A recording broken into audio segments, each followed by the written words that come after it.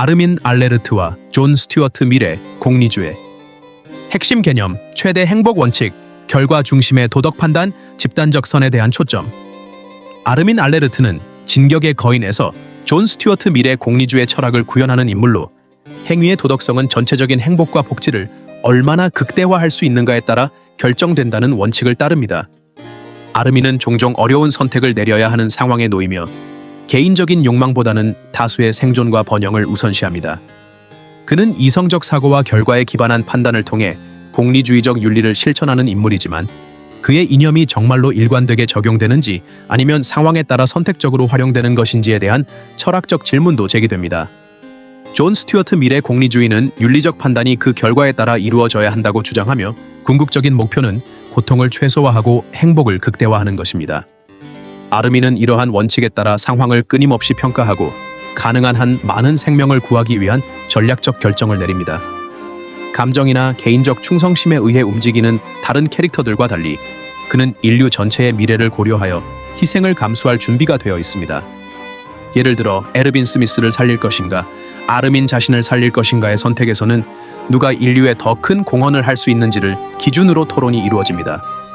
결국 리바이가 아르민을 선택하지만 이 선택이 이루어지는 과정 자체가 전쟁과 생존의 맥락에서 공리주의적 도덕 계산이 얼마나 깊이 작용하는지를 보여줍니다. 이는 현실 세계에서 군사 전략이나 정치적 의사결정에서 개별 생명과 집단적 선의 가치를 저울질해야 하는 상황과도 유사합니다. 처음엔 아르민과 에렌은 철학적으로 정반대처럼 보입니다. 아르민은 전략적 사고와 집단의 복지를 중시하는 반면 에렌은 급진적이고 파괴적인 방식으로 목적을 추구합니다. 그러나 자세히 들여다보면 그들은 본질적으로 같은 철학의 다른 스케일을 실현하고 있을 뿐일지도 모릅니다. 아르민의 공리주의는 장기적인 희생이 더 나은 미래를 위한 필요악이라는 점에서 분명하지만 에렌은 이를 극단으로 밀어붙입니다. 그는 사랑하는 이들의 미래를 보장하기 위해 세계의 운명을 바꾸겠다는 생각에 도달합니다. 중요한 차이는 아르민은 현재의 정보 안에서 결정을 내리지만 에렌은 미래를 볼 수 있는 힘을 통해 아르민이 알지 못하는 수많은 가능성과 결과를 미리 본다는 점입니다. 이 차이는 다음과 같은 철학적 딜레마를 만들어냅니다. 아르민은 결과를 모르는 상태에서 공리주의적 결정을 내리는 반면 에렌은 이미 모든 결과를 알고 있었기에 그런 결정을 내린 것입니다.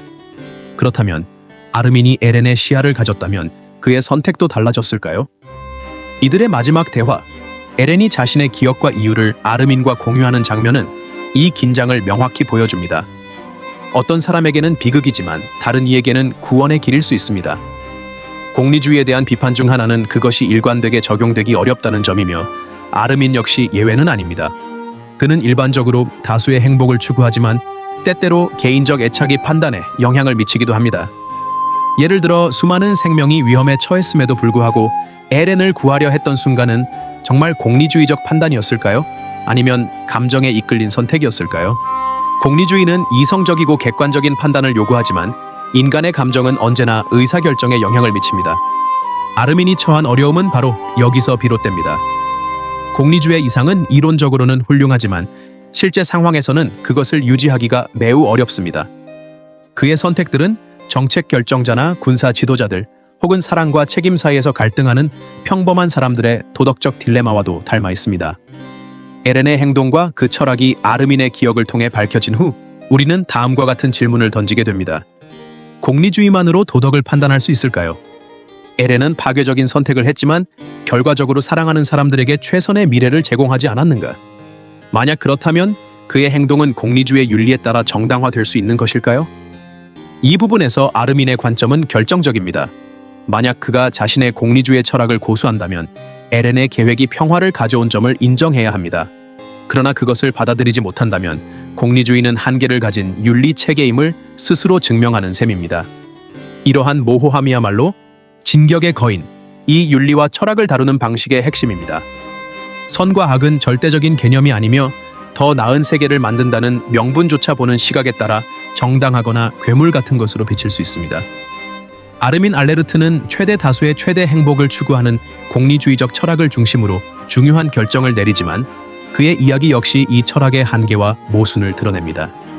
에렌의 극단적인 비전과의 대비 속에서 우리는 이들이 정말로 다른 신념을 가진 인물인지 아니면 같은 철학의 서로 다른 적용인지 고민하게 됩니다. 그리고 만약 에렌의 희생이 결국 평화를 가져왔다면 그것은 공리주의 윤리에서 도덕적 정당성을 획득할 수 있을까요?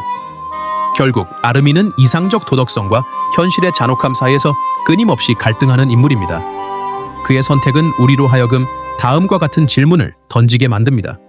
과연 우리는 공동선을 위해 희생할 준비가 되어 있는가?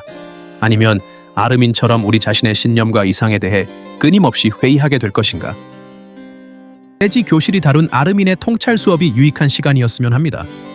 이제 마무리 짓고 다음 세지 교실 수업에서는 리바이와 히스토리아를 다뤄보는 시간을 갖겠습니다. 그럼 오늘은 이만!